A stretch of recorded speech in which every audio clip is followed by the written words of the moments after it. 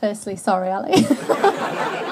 No, I did actually say that. And I did mean it because she put me through a lot of pain. Those elbows and digging her thumbs in, it really hurt. And as a young girl, I was it was all new to me, and I didn't realise how much this was going to help me. And obviously I went back, and it's been amazing. I can't really thank Ali enough for everything she's done. And it does make me emotional because she's kind of been on this whole journey with me, and like Kelly as well. And people see it in Olympic year, and kind of it's at the forefront of everyone's mind, but they don't see all the training sessions and the physio sessions where Ali's been there kind of putting me through rehab programs and kind of checking everything and making sure everything's right. And it's not just that, it's also kind of the days I've come up here and I've been in tears, and I don't know if Tony's here, but moaning about my coach, and she's been incredible. Not just an amazing world-class physio, but a great friend, someone who's kind of listened to me and helped me so much. So I can't thank her enough.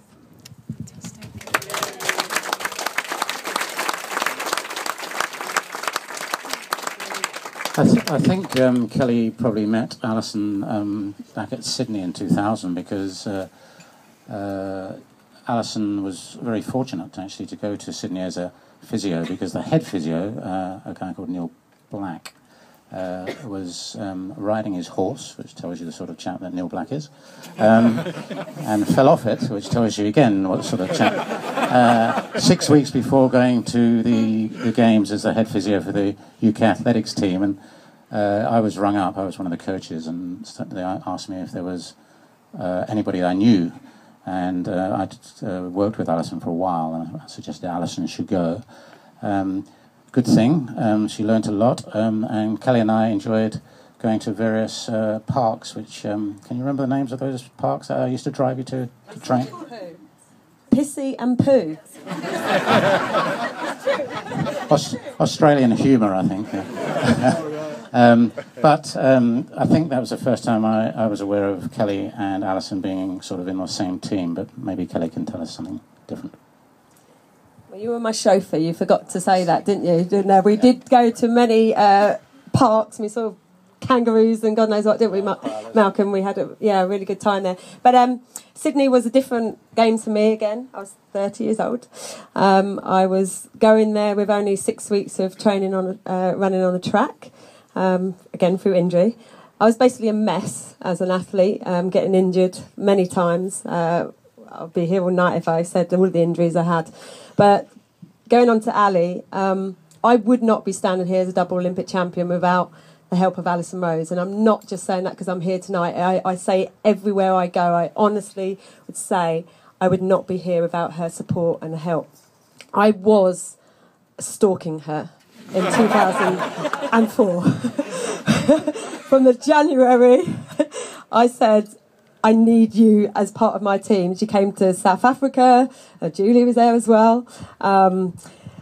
Every time I walked past a table and I knocked my leg, I would call her and said, I've knocked my leg, what do I do?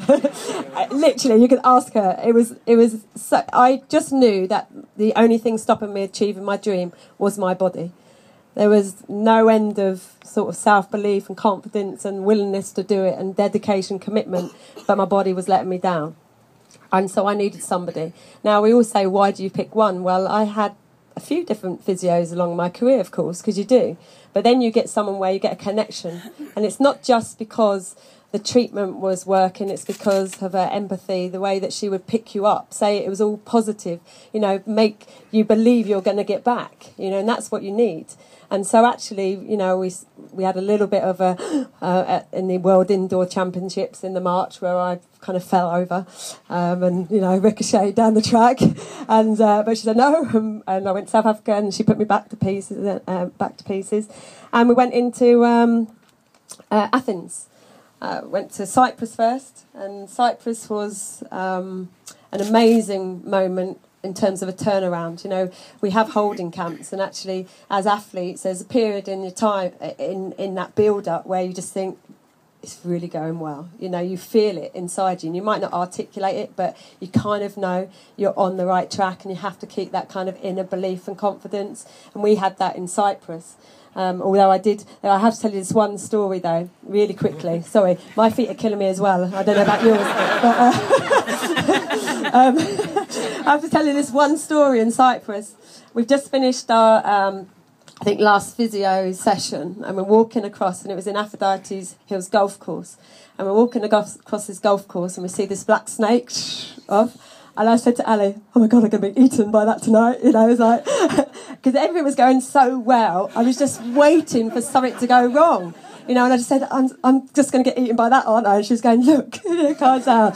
Anyway, I went to bed. 2, 3 o'clock in the morning, I woke up with the most horrendous pain in the back of my leg. I put my hand against my leg, and this ricochet up my arm was so intense, it was coming over my shoulder. I thought I was having a heart attack.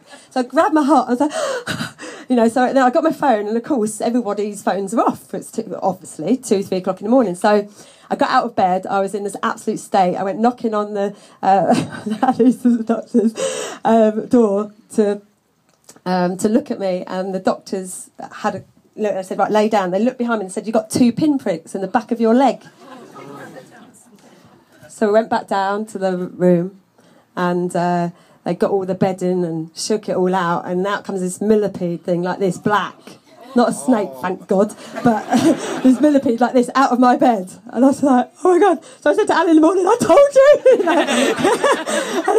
She didn't know it would be all right. You know, it's all these things that's going through your head, because when you just so think it's going to go right, you're just thinking, no, it's going to go wrong. You know, it's that real weird cycle. I don't know if Jess had it, but you know it's right, but you just think it can't be that good, you know, but I have to say, from the bottom of my heart, Ali, you know, you absolutely saved my career with that, you know, the intervention you had with me for those years leading up to Athens, and believing in me, but also dedicating yourself to me through that period of time, and especially in Athens.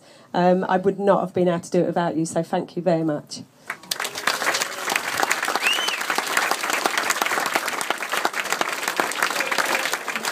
Thank you.